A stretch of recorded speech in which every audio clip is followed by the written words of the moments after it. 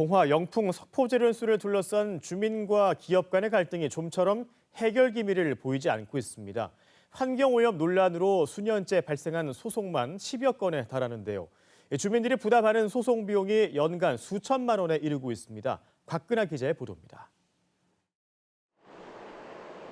국내 최대 아연 생산 공장인 영풍제련소. 생산 과정에서 중금속과 오염수가 발생한다는 의혹에 지난 2014년부터 크고 작은 분쟁이 이어지고 있습니다. 관련 소송만 10여 건에 건당 수백만 원에서 1억 원대까지 연간 3천만 원가량의 소송 비용이 시민단체와 주민들 몫으로 돌아옵니다. 회비 내는 회원들도 없어져 버려서 아주 미미해서 거의 활동하는 거는 전부 자기가 알아서 자기가 부담해서 그냥 쫓아다니죠. 법적 다툼에서는 주민 건강 문제와 농작물 피해 등도 주민 스스로 입증해야만 하는 현실. 소송에 이기기도 쉽지 않은데 패소할 경우 상대의 소송 비용까지 부담해야 하는 상황입니다.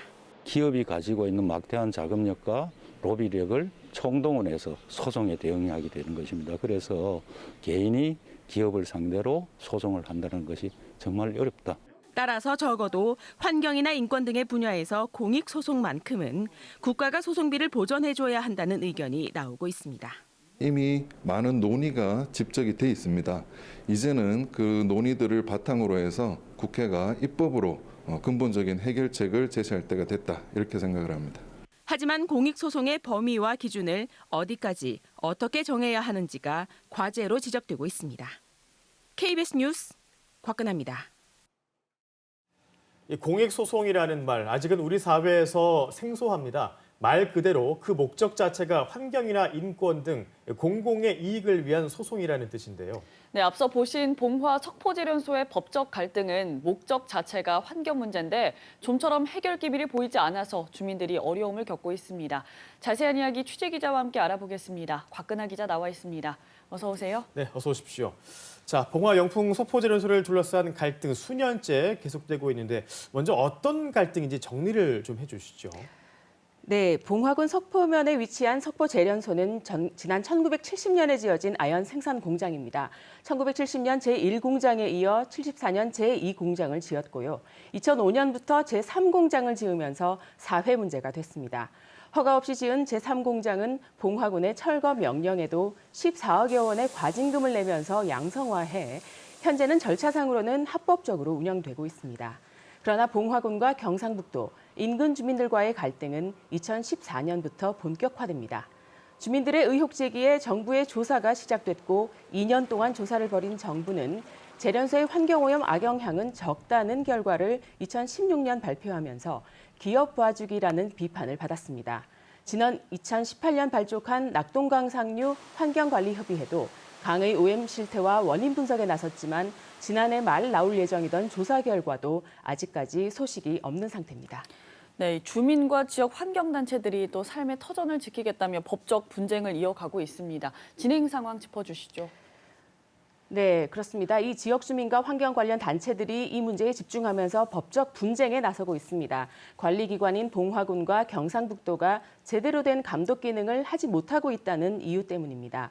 석포제련소는 지난 2020년 2월 기준치 이상의 중금속 오염 폐수를 하천으로 무단 방류해 경상북도로부터 20일간 조업정지 처분을 받았습니다. 하지만 제련소는 이를 과징금으로 대체해달라며 중앙행정심판위원회에 행정심판을 청구했습니다. 위원회는 제련소에 대한 경상북도의 조업정지 20일 처분이 적법하다고 결정했지만 제련소는 이 결정에도 불복해 이 행정소송을 제기한 상태입니다. 이에 따라 주민들은 공동대책위원회를 꾸리고 집회와 시위뿐만 아니라 각종 진정과 감사 청구, 소송에도 나서고 있습니다.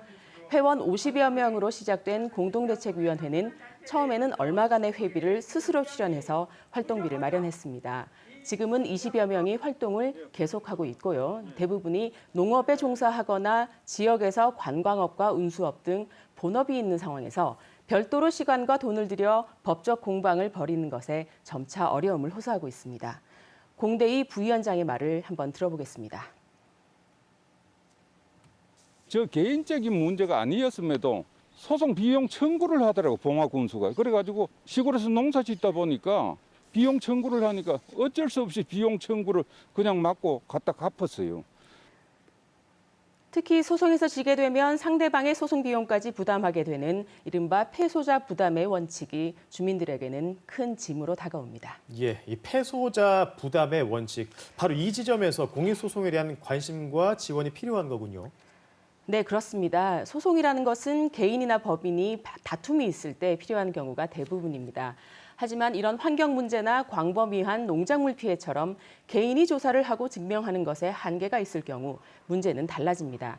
목적 자체가 식수원 보호와 토양, 대기 오염 방지 등 공공의 이익이기 때문입니다. 게다가 소송의 범위가 크고 일일이 그 인과관계를 설명하기 어려울 경우 싸움은 길어질 수밖에 없습니다. 현재 단체와 주민 개인이 벌이고 있는 소송만 10여 건에 이르고 소송마다 들어가는 비용은 적게는 수백만 원에서 많게는 억대에 이릅니다. 소송비뿐만 아니라 각종 자료 수집과 회의 등 공동대책위의 활동비도 월 300만 원 정도, 연간 수천만 원에 이르고 있습니다. 네, 이런 공익소송에 대해서는 전문가들도 국가가 보전해야 된다 의견을 내고 있다고요. 네, 얼마 전 일입니다. 일제강점기 원폭 피해자들이 미국의 군수업체 등을 상대로 사과와 손해배상을 받으려고 조정 신청을 한 일이 있었습니다. 그런데 조정이 안 돼서 소송으로 넘어갔는데 법원이 소송 비용을 면제해주기는커녕 4천만 원을 먼저 내라고 하는 바람에 결국 못 내고 각하됐습니다. 그래서 대한변호사협회 등 법조계에서는 적어도 공익소송만큼은 법원이, 즉 국가가 소송 비용을 보전해주자는 의견이 활발하게 제기되고 있습니다. 소송에는 법률 대리인, 즉 변호사 선임비를 비롯해 인지대와 송달료, 증인 출석 여비 등 많은 비용이 들어가고요. 특히 환경이나 건설 문제는 그 증명 자체가 오래 걸리고 정밀한 감정이 필요해 감정비 또한 많이 드는 것이 현실입니다.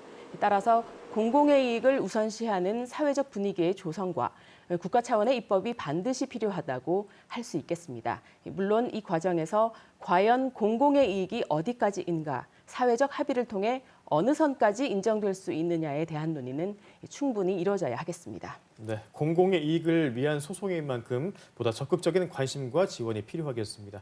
박근혜 기자, 오늘 얘기 잘 들었습니다. 고맙습니다.